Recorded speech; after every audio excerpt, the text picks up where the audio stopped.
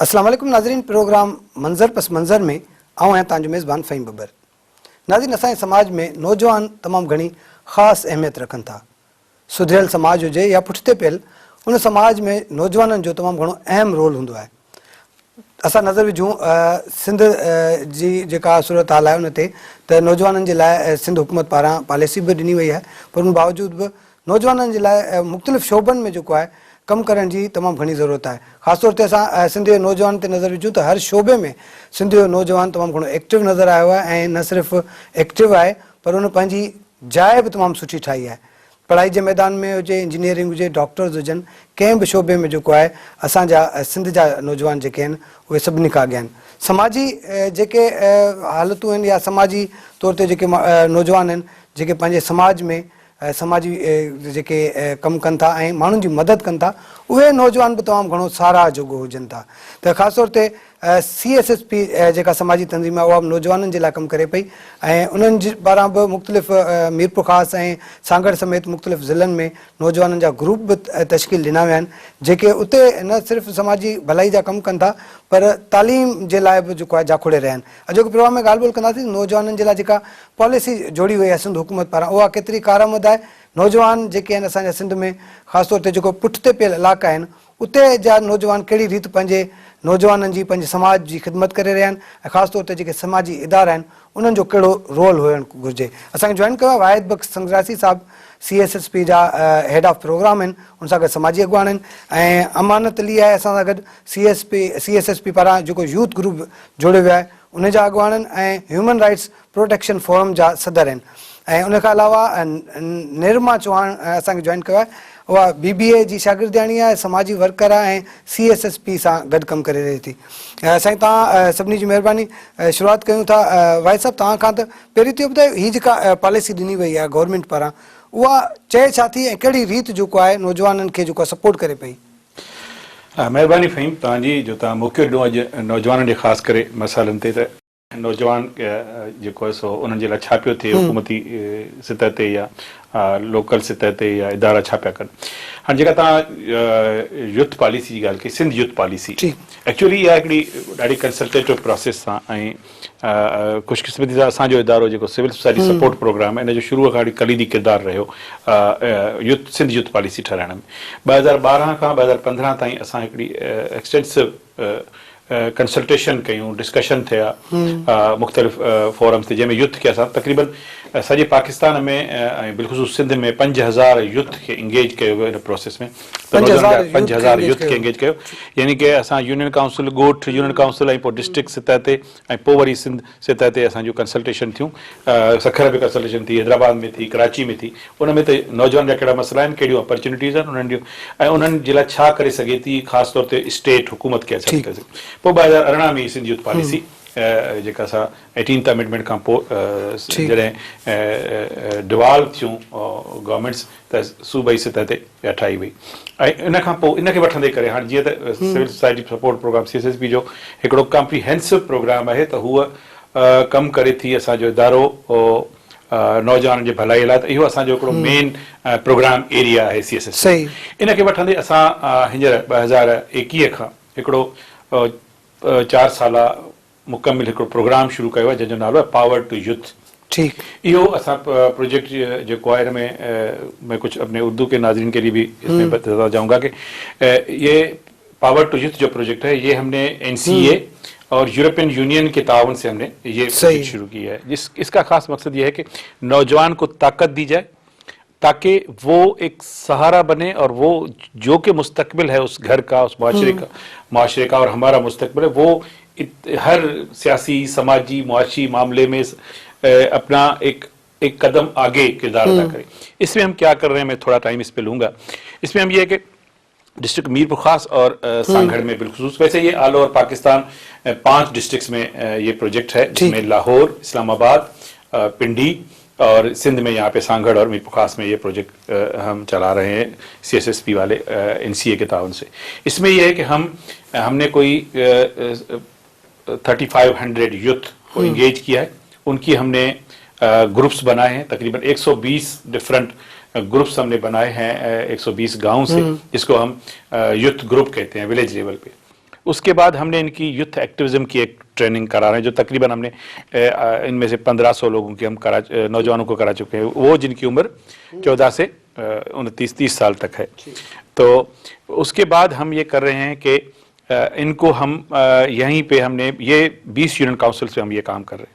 उन 20 union council में हमने एक रोजगार सेंटर के नाम से, हर एक यूनियन काउंसिल में एक सेंटर सही, जिसको ये यूथ ही चलाएंगे, वो डिजिटल एक सेंटर होगा जहाँ पे एक इलेक्ट्रॉनिक फैसिलिटी, डिजिटल फैसिलिटी मौजूद होगी, एक टीवी मौजूद होगा, टैबलेट्स मौजूद होगी, वहाँ पे इंटरनेट फैसिलिटी मौजूद होगी। वो स्पेस वो यूज करेंगे किसी भी ट्रेनिंग के लिए। अब 2 किस्म की ट्रेनिंग हम कराएंगे, एक ये है कि यूथ एक्टिविज्म की, और दूसरी स्किल ट्रेनिंग। स्किल ट्रेनिंग के लिए है कि हुनर की ट्रेनिंग कराई जाए, ताकि लोग जो अपना उनका लोकल हुनर है, जहाँ पे भी जो भी जरूरत है जिस चीज की, चाहे किथे छोकरियों चवनि थियूं असांखे ब्यूटिशियन जी ट्रेनिंग करायो, पार्लर जी ट्रेनिंग करायो, असांखे सिलाई कढ़ाई जी ट्रेनिंग करायो, असांखे जेके ॿिया हुनर आहिनि टुक वर्क, एप्लिक वर्क जी ट्रेनिंग करायो, असांखे हैंड एम्ब्रॉयडरी जी ट्रेनिंग करायो, या इवन ॿिया जेके जदीद हुनर आहिनि, मोबाइल ठाहिण जी ट्रेनिंग करायो, सोलर जी ठाहिण जी, इलेक्ट्रिक ठाहिण जी, नौजवान खे ट्रेनिंग करायो, जहिड़ी डिमांड उन लाइ असां हिकिड़ी सर्वे बि कई आहे, जंहिंखे असीं मार्केट स्टडी चऊं था। पोइ असां कोशिशि कंदासीं, ऐं असांजी कोशिशि हूंदी त इहे जेके 3000 यूथ हिननि में आहिनि, इन्हनि मां 80% यूथ खे उहे लोकल ट्रेनिंग्स कराए, ऐं असीं हुननि खे एम्प्लॉयमेंट ॾियारे सघूं, ऐं इन्हनि 4 सालनि में हू बरसरे रोज़गार थी सघनि। ॾाढो सुठो कमु आहे। ज़ाहिर आहे हाणे हिकिड़ो समाजी इदारो कंहिं नौजवाननि सां गॾु कमु करे थो, ऐं उहे नौजवान जीअं वाहिद साहब ॿुधायो त पुठिते पियल इलाइक़ा आहिनि, जंहिंमें उते जा जेके नौजवान आहिनि 25,000 उनमें असां ख़ासि तौर ते उहे जेके जिनखे असीं मौजूद त न चवणु घुरिजे, पर उहे जेके स्पेशल स्ट्रेंथ सां नौजवान आहिनि उहे, ऐं इवन ट्रांसजेंडर खे उन्हनि खे बि असां शामिल करियूं पिया, ऐं माइनॉरिटी ख़ासि फोकस डिसेबल आहिनि, डिसेबल चइजनि, या उन्हनि खे असां चऊं पीपल विथ स्पेशल स्ट्रेंथ, ट्रांसजेंडर उन्हनि खे बि फोकस कंदासीं त उहे मेन स्ट्रीम में अचनि, ऐं पंहिंजो उन्हनि खे बि जेको आहे समाज में जेको आहे धिकियो वियो आहे, उन्हनि खे जेको आहे स्पेस नथो मिले, त जेका टीन जिन्स जंहिंजी ॻाल्हि कयूं था, उन्हनि खे बि जेको आहे हिन जेको ग्रुप्स में उहो कमु करण जो, या उन्हनि खे बि जेको मौक़ो मिले पियो, त जीअं वाहिद साहब ॻाल्हि कई त भई असां पंहिंजी तंज़ीम जे तरफ़ां पंहिंजे जेको CSSP पारां उन्हनि जी न सिर्फ़ु ट्रेनिंग्स करायूं पिया, उन्हनि खे मुख़्तलिफ़ जेका शोबा आहिनि, जहिड़े क़िस्म जी जितां डिमांड अचे थी, उते अगरि के नियाणियूं आहिनि, निंगरियूं आहिनि, उहे चाहिनि थियूं त ब्यूटी पार्लर जो कमु करणु चाहिनि, सिखणु चाहिनि थियूं, उन्हनि खे उन क़िस्म जी ट्रेनिंग।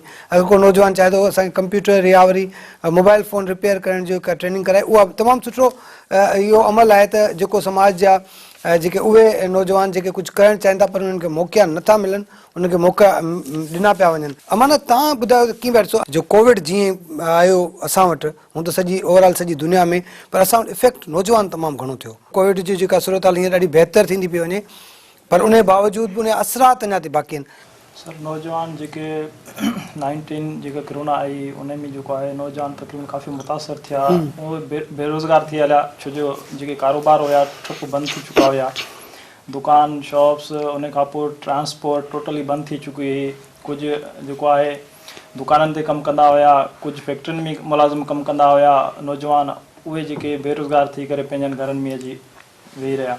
उन खां पोइ उन्हनि खे वरी चैलेंजिस हुई त जेको आहे उहो पंहिंजे घर खे फेस करणु, उते जेको आहे उन खां पोइ वायलेंस बि जेको सो घरेलू जेको सो उहे बि वधिया। घरेलू वायलेंस खां पोइ कहिड़े क़िस्म जो वायलेंस, मतिलबु तव्हां औरतुनि जी ॻाल्हि था कयो या औरतुनि ऐं ॿारनि जी? जो ज़ाहिरी ॻाल्हि आहे, जिते औरतुनि ते तशदुद थींदो आहे उते मुतासिर ॿार ॾा बि थींदा। सो घर में जेकर हिकिड़े घर में जेकर का अगरि माई आहे की अगरि मुड़ुसु हुनखे मारकुट करे थो, त ज़ाहिरी ॻाल्हि आहे उते ॿार आहिनि, त उहे जेकर ॾिसंदा त ज़ाहिरी ॻाल्हि आहे उहो बि हिकिड़ो तशदुद आहे, उन्हनि जो ज़हन ख़राबु थींदो आहे। सो अहिड़े तरीक़े सां जेको सो नौजवाननि हिकिड़ो वॾी जेको सो चैलेंजिस खे मोड़ ॾिनो आहे, अञा ताईं उनजो असरु जारी आहे जेको सो हले थो। असां खणी मतिलबु जेका पहिरीं उनमें जेको या उनजे दौरान जेका ॻाल्हि, हाणे पोस्ट कोविड जी ॻाल्हि कयूं त उन में हिन वक़्तु छा सूरत हाल आहे?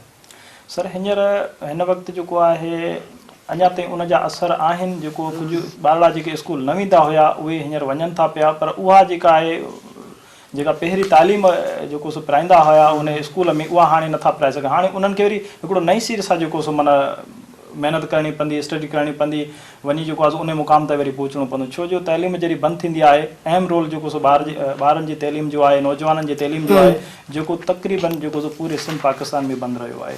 ऐं ख़ासि तौर ते जेके सरकारी स्कूलनि जा ॿार आहिनि उन्हनि सां वॾो मसइलो थियो। बिल्कुलु सर, उन्हनि सां वॾो मसइलो थियो। हिकिड़ो त जेको सो ॿाहिराड़ी जा जेको सो ॿारड़ा हूंदा आहिनि, के ग़रीब घराणे जा हूंदा आहिनि, उहे त चलो न मोबाइल इस्तेमालु करे सघनि, न को इंटरनेट इस्तेमालु करे सघनि। इन कोविड में जेको आहे सो ॿुधो वियो त ऑनलाइन बि जेको सो तालीम हुई। चलो ठीकु आहे, असांजो त चलो ठीकु आहे, कुझु मोबाइल एंड्रॉइड मोबाइल रखंदड़ हुया जेके ऑनलाइन बि एजुकेशन जेको सो पढ़ाईंदा हुया। पर जेके ॿाहिराड़ियुनि में जेके अक्सरियत हुई जेका, उन्हनि खे वॾो जेको सो माना धचको पहुतो, छो जो उन्हनि न इंटरनेट हुई, न मोबाइल हुयो, न को अहिड़ो सिस्टम हुयो जंहिं हू आला तालीम हासिलु करे सघनि। सो उन्हनि त जेसीं ताईं कोरोना में जेको सो लॉकडाउन हली आहे तेसीं ताईं त तक़रीबन उन्हनि जी तइलीम जेको आहे सुठो बंदि रही आहे। माना नुक़सान ॾाढो थियो। बिल्कुलु सर। ऐं उनखां पोइ जेको हाणे बि जेको आहे अञा ताईं जेके नौजवान ख़ासि तौर ते फेस कनि पिया। बिल्कुल सर। निर्मा, आप बताइए किस तरह से आपने देखा कि ये जिस तरह से हम बात करें, मैं आपसे ये पूछना चाहूँगा कि लॉकडाउन के दौरान जिस तरह से हम लोगों ने सफ़र किया, ख़ास तौर पे हमें अगर मीरपुर ख़ास या हमारे जो देही इलाका जाते हैं उनकी बात करूँ, वहाँ ज़्यादा असर हुआ।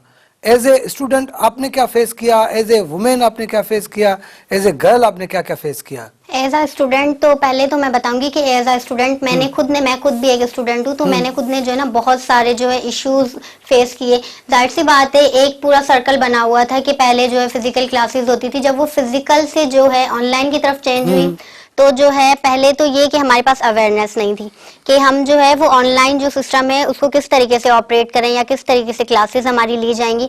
और दूसरी बात ये कि अगर वायलेंस की बात की जाए तो वायलेंस जो है वो इस तरीके से बढ़ा, जाहिर सी बात है हर सेक्टर बंद हो गया था, ना सिर्फ एजुकेशन तो बैडली इफेक्ट हुआ ही हुआ, उसके साथ साथ जो भी रोजगार के जो मौके थे वो भी बिल्कुल बंद हो चुके थे। जाहिर सी बात है, जब रोजगार के मौके बंद हुए तो हुआ क्या, जो मर्द जो हजरात थे वो घर पे आ गए। जब मर्द हजरात घर पे आ गए तो औरत अगर उनसे कुछ मांगने के लिए जाती कि हमें घर पे खाना पकाना है, हमें आप सामान ला के दो, तो वो मतलब वो ये कहते हम कहाँ से लेके आए, हम तो काम पे ही नहीं जा रहे। तो वो एक तशद्दुद का एक जो है ना वो बन जाता था। मतलब वो ये समझते थे कि अब हम तो घर पे बैठ गए, हम क्या कमाएं, क्या बच्चे हमारे खाएंगे। तो ये कोविड ने जो है ना बड़ा नुकसान दिया था। और इसके साथ साथ जो दूसरा ये था कि स्टूडेंट्स की मैं बात करूंगी यहाँ पे कि जब वो ऑनलाइन की तरफ गए तो फिर हर स्टूडेंट्स के पास तो एंड्रॉइड फोन नहीं था, हर स्टूडेंट ऑनलाइन क्लासेस नहीं ले सकता था। और ये कि जब जाहिर सी बात है एक घर में बच्चे भी होते हैं तो वो सुबह से स्कूल चले जाते हैं और फिर जो है शाम को ही आते हैं, तो इस वजह से जो उनकी जो मदर्स होती हैं उनको थोड़ा सा टाइम मिल जाता था कोविड से पहले रेस्ट के लिए। लेकिन जैसे ही कोविड आया तो क्या हुआ कि बच्चे भी घर पे आ गए, जो मर्द हजरात थे वो भी घर पे आ गए। तो इस तरीके से क्या हुआ कि हमारी जो वुमेन्स थी या जो बच्चियां थी घरों में, उनके ऊपर जो है काम का बर्डन बहुत ज्यादा बढ़ गया। मतलब वो पढ़ाई के अलावा घर में ज्यादा टाइम गुजार रही थी, इस वजह से जिस तरह से और घर की औरतों के ऊपर बर्डन बढ़ा, जो बच्चियां जो पढ़ रही थी उनके ऊपर भी पड़ रही। जी बिल्कुल, उनके ऊपर भी पड़ा। एक तो उनके ऊपर ये भी बर्डन था कि वो ऑनलाइन क्लासेस लेती थी। जब जाहिर सी बात है वो ऑनलाइन क्लासेस लेती थी तो उनको जो है ना असाइनमेंट्स वगैरह ये चीजें भी ज्यादा मिलती थी, वो तो बर्डन था ही था। साथ में जाहिर सी बात है घर का काम भी उनके ऊपर बहुत ज्यादा आ गया। तो मतलब बहुत बड़ा प्रॉब्लम क्रिएट हो गया था। अगर उसके बाद की आप बताएं कि अब क्या देख रही हैं सूरत हाल? अब तो ज़ाहिर है कोविड चला गया है, अब अल्लाह का शुक्र है कि बहुत अच्छे हालात हो गए हैं, बिजनेस भी स्टार्ट हो गए हैं और तालीमी इदारे भी चल रहे हैं, अब ऑनलाइन क्लासेस भी नहीं, फिजिकल क्लासेस चल रही हैं। अब क्या सूरत हाल है? जी बिल्कुल, अगर मैं गर्ल्स के उससे पॉइंट ऑफ व्यू से आपको बताऊं तो पहले जो है गर्ल्स के पास हमारे पास यहाँ पे ये अपॉर्चुनिटी होती थी कि गर्ल्स जो है मैट्रिक किया या ग्रेजुएट हुई तो पहले तो वो ये था हमारे पास जो है गवर्नमेंट जॉब मिलना तो बहुत मुश्किल है, ठीक है। तो वो उनके पास ऑप्शन ये बचता था कि वो जाके टीचिंग कर लेती थी। लेकिन जब कोविड आया तो फिर हमारे स्कूल्स ने जो है फीस इतनी ज्यादा बढ़ गई कि पेरेंट्स ने क्या किया, अपने बच्चों को प्राइवेट स्कूल से निकाल के वो गवर्नमेंट की तरफ ले गए। जब वो बच्चों को प्राइवेट स्कूल से निकाल के गवर्नमेंट की तरफ ले गए तो स्कूल वालों ने टीचर्स लोगों से कहा कि भाई हमारे पास तो बच्चे ही नहीं, हम आपको क्या सैलरी दें। मतलब ये बड़ा मसला हुआ कि जो बच्चियां स्कूलों में प्राइवेट स्कूल में पढ़ाती थी उनकी जॉब्स चली गई और वो जो ज़्यादातर जो लोगों ने क्या किया कि अपने जो प्राइवेट स्कूल से बच्चे निकाल कर सरकारी स्कूलों में डाल दिए। वैसे उन दौरान ॾाढो इहो जेको असां ॾिठो फेस कयो पिए, ख़ासि तौर ते असां मुख़्तलिफ़ प्रोग्राम्स में ॻाल्हि ॿोल बि कई आहे इन मौज़ू ते, त जॾहिं इहो सूरत हाल हुई त उन ते ख़ासि तौर ते घरेलू औरत जेका उहा त शिकार थी, उन जा केसिस बि ॾाढा रिपोर्ट थिया, त उन्हनि जे तशद्दुद जा वाक़िया बि घणा। स्टूडेंट जी जीअं ॻाल्हि कई निर्मा, त स्टूडेंट्स ते वॾो असरु थिया। हिन वक़्तु हाणे जीअं कोविड पोस्ट कोविड जी ॻाल्हि कयूं हिन वक़्तु कहिड़ी सूरत ॾिसो पिया तव्हां? असीं हाणे ॾिसो न जेको गैप आयो तक़रीबन 1.5 साल जो कि जंहिंमें स्कूल बंदि रहिया, हिकिड़ो त जेका पहिरीं मां बि ॻाल्हि कई त घर में तशदुद वधियो, उन सां गॾोगॾु मल्टीपुल इहो तॾहिं थियो जॾहिं औरत जी जेको मोबिलिटी असां वटि असांजो कल्चरली असीं सकाफ़ती तौर ते त औरत कम खां सवाइ ॿाहिरि न निकिरंदी, बल्कि कुझु बस ॿियो वण ते इहो चयो त औरत सिर्फ़ु कम लाइ ई ॿाहिरि निकिरी सघे थी, उन खां सवाइ न। हाणे उहे कम कहिड़ा ॿ हुआ, हिकिड़ो त हुयो त जेकॾहिं को टीचिंग करे पई या ॿारनि खे स्कूल छॾणु वञे पई उन खाते निकिरे पई, ॿियो वञे पई मार्केट मां का शइ वठणु।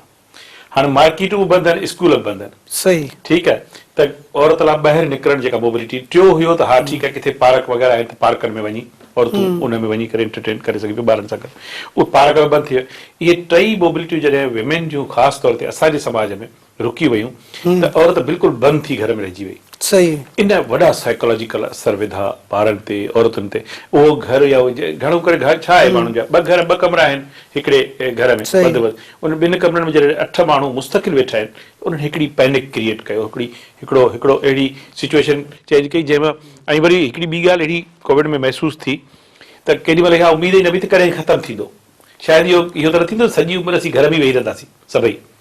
त इहा सॼी सिचुएशन अची अॻियां हिकिड़ी अहिड़ी सिचुएशन पैदा करी जंहिंमें माण्हू साइकोलॉजिकल तौर ते डिस्टर्ब थी विया, माण्हू नफ़्सियाती बीमारियुनि जो शिकार। ऐं उन्हनि लाइ असांजी स्टेट या असांजी हुकूमत को अहिड़ो ख़ासि किरदारु अदा न कयो, छाजे करे नई त असांजो साइकोलॉजिस्ट इन ॻाल्हि लाइ ट्रेंड हुआ त कीअं माण्हुनि खे इन मां निकिरनि। पोइ जेका एजुकेशन ते असरु पियो ॾिसो, डिस्कनेक्ट थियो 1.5-2 साल ॿारनि जो, ॿार बिल्कुलु वरी उन्हनि खे ज़ीरो खां शुरू करणो पियो।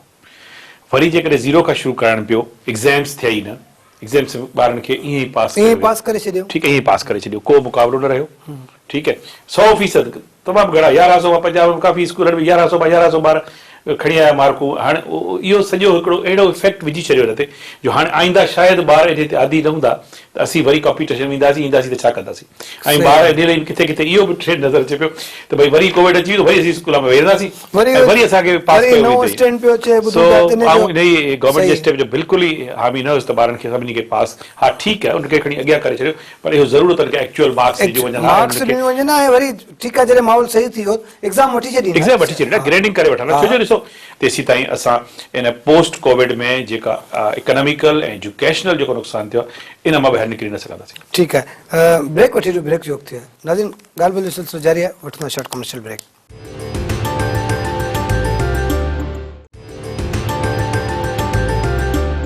वेलकम बैक नाज़रीन, प्रोग्राम मंज़र पस मंज़र में ॻाल्हि ॿोल जो सिलसिलो जारी आहे। ब्रेक खां पहिरीं अमानत अली सां गॾु, अमानत जी जाइ ते असांखे हिन वक़्तु मंसूर अहमद जॉइन कयो आहे, सांगड़ सां संदो तालुक़ु आहे।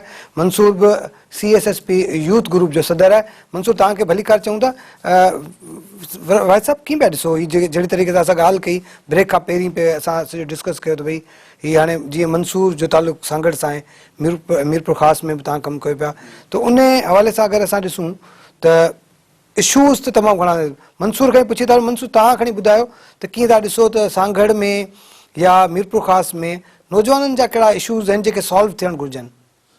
सर, नौजवाननि जे इशूज़ जी अगरि ॻाल्हि कजे थी त ॾिसो जेको हिन वक़्त में कोविड-19 जो जेको ब्रेक आयो 1.5 इयर्स जो जेको हुयो, सो इन अंदरि मतिलबु नौजवाननि खे जेको अपॉर्चुनिटीज़ हुयूं उहे सभु ख़तमु थी वियो, हिकिड़ो वॾो डिज़ास्टर अची वियो नौजवाननि लाइ। श्योर, जॾहिं पर इन में इहो हुयो त नौजवान वापसी माना बिल्कुलु पोइ ते विया हलिया, को अपॉर्चुनिटी उन वटि न आहे, घर वेही रहिया। ऐं ॿी ॻाल्हि इहा ॾिसो, सांगड़ जे अंदरि न असांजे जेको सांगड़ मुंहिंजो पंहिंजो डिस्ट्रिक्ट आहे, फॉर एग्ज़ाम्पल मां सांगड़ जी ॻाल्हि थो कयां त हुते अॻे नौजवाननि लाइ अपॉर्चुनिटीज़ घटि आहिनि। हाणे एॾो मर्कज़ आहे, मर्कज़ जे अंदरि पूरे मर्कज़ जे अंदरि लाइब्रेरी न आहे जिते स्टूडेंट वञी करे पंहिंजो मतिलबु पढ़ी सघे या को बुक पढ़ी सघे, को जॉब्स जे लाइ माण्हू ॻोल्ही सघे थो या अख़बार पढ़ी सघे सही नमूने सां। सो इहा शइ सांगड़ में न पई थी मिले। ॿी ॻाल्हि, रोज़गार ते अगरि अचूं था त असांजे यूथ खे इहा ख़बर न आहे त 2 रुपए मां 4 रुपया कीअं ठाहिणा। ठीकु आहे, हाणे हिते 2 रुपए खां 4 रुपया बिज़नेस जी ख़बर न आहे। ऐं ॿी ॻाल्हि इहा ॾिसो, जेको हारी जो पुटु आहे, लाज़मी ॻाल्हि आहे, उहो हार पे सां ई लॻापियल आहे। ठीकु आहे, मज़दूर जो पुटु आहे, मज़दूर सां लॻापियल आहे, छो जो उहे पंहिंजा ॿार नथा पढ़ाए सघनि। हाणे पढ़ाई लाइ जेके स्कॉलरशिप्स अचनि थियूं, हाणे उन्हनि जी ख़बर यूथ खे कीअं पवे, उन छोकिरे खे जेको सरकारी स्कूल में पढ़े पियो उनखे उनजी ख़बर कीअं पवे। सही आहे, इन लाइ हिकिड़ा क़दम खणणा पवंदा, जेके स्ट्रेटेजीज़ ठाहिणियूं पवंदियूं जंहिंसां ॿार खे मोटिवेट करे ॿार खे अॻिते आणणो पवंदो उनखे। बिज़नेस जे हिसाब सां हुजे, एजुकेशन जे हिसाब सां हुजे, उन्हनि जी हिकिड़ी केयर काउंसलिंग थियणु खपे। हाणे रोज़गार सेंटर फॉर एग्जांपल इन्हनि इनिशिएट कयो आहे, ॾाढो बहितरीनु क़दम आहे CSSP जी तरफ़ां। उन में छा थींदो, हिकिड़ो यूथ जॾहिं उते ईंदो उन खे उनजे स्किल्स खे उभारींदा।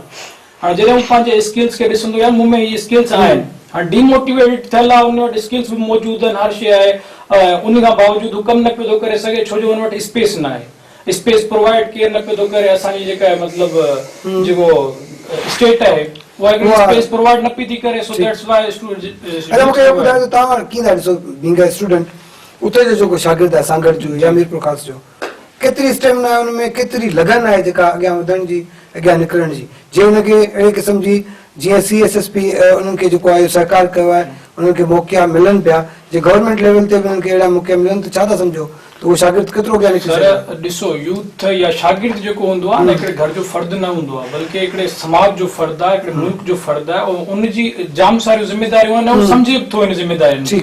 बस हू ॾिसे थो, जॾहिं हुन वटि स्पेस न आहे त पोइ चुप करे वेही थो रहे। जॾहिं इहो स्पेस क्लियरिफाई कयो वेंदो स्टेट जी तरफ़ां या उन इंस्टीट्यूशन जी तरफ़ां, अगरि उहो ॾिसो हिकिड़ो ॿार होशियारु आहे या इंस्टीट्यूशन हुनखे न पियो थो प्रमोट करे, त हुते उहो ऑटोमेटिकली डिग्रेड थींदो।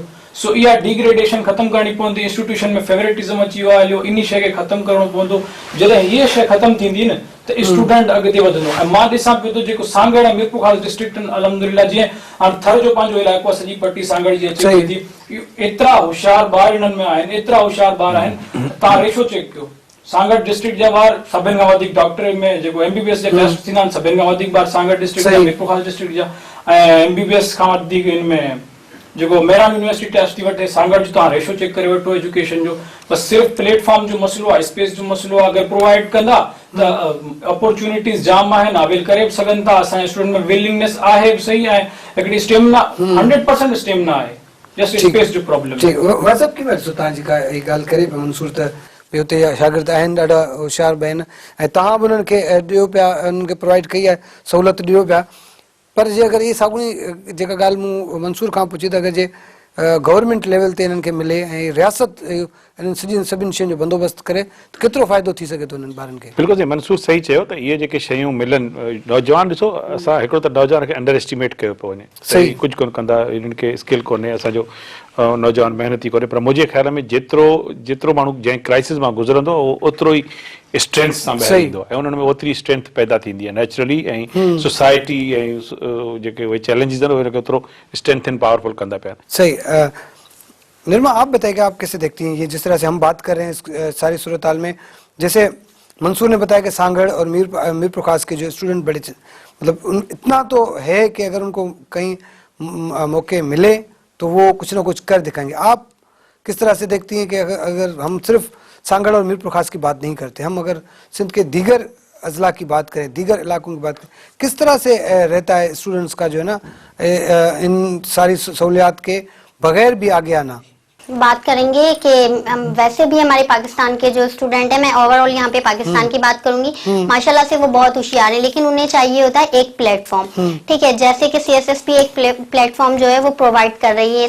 CSSP जो है सॉफ्ट स्किल्स पे भी ट्रेनिंग करवा रही है, और जैसे कि वो वोकेशनल सेंटर्स जो है वो भी प्रोवाइड कर रही है। तो इसी तरीके से अगर गवर्नमेंट जो है वो कोई भी वोकेशनल सेंटर प्रोवाइड करती है या फिर सॉफ्ट ट्रेनिंग्स करवाती है, तो उससे क्या होगा, जो हमारा जो नौजवान तबका है उसके अंदर के जो लीडरशिप स्किल्स हैं वो बढ़ेंगे। जाहिर सी बात है, जब उसके लीडरशिप स्किल्स बढ़ेंगे तो वो खुद आगे जाएगा, डेफिनेटली वो आगे जाएगा। मतलब ये जो CSSP की तरफ से जिस तरह से यूथ ग्रुप्स बनाए हुए हैं, आप मुझे ये बताएं कि उसमें से कितने शागिर्द हैं, कितने स्टूडेंट्स हैं जो आगे आना चाहते हैं, जो आगे आ रहे हैं, जिनको आपने साथ लेके चल रहे हैं? अब मैं मीरपुर खास की यहाँ पे बात करूंगी कि मीरपुर खास में हमारे पास मीरपुर खास डिस्ट्रिक्ट में जो है 620 स्टूडेंट्स जो है वो हमारे CSSP से ट्रेनिंग लेके जा चुके हैं, और अब वो जो है कम्युनिटी कोऑर्डिनेशन मीटिंग्स खुद करते हैं अपनी कम्युनिटी में। तो वहाँ पे उनका क्या होता है, एक तो उनके पास जो उनके लीडरशिप स्किल्स बढ़े और उनके पास नॉलेज आए। पहले होता था कि हम यूथ को जो है ना हमारा नहीं सुना जाता था, इवन के अगर घर के भी, जी बिल्कुल, इवन के हमारे घर के भी अगर कोई फैसले होते थे तो हमें कहा जाता था आप तो बच्चे हो, आपको क्या पता।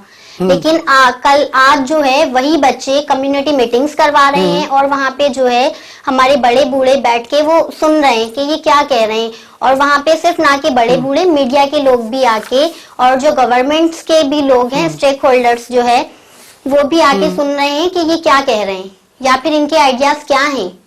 ठीक है, मतलब इससे फर्क पड़ा है बहुत। जी बिल्कुल। तव्हां ॿुधायो त तव्हां कीअं था मंसूर, अगर अहिड़े तरीक़े सां जीअं कम्युनिटी बेस्ड कमु कयूं था असांजे समाज में, ज़ाहिर आहे असां पुठिते पियल समाज सां असांजो तालुक़ु आहे, वॾा असांखे पंहिंजे नौजवाननि खे फैसलनि में न विहारींदा आहिनि।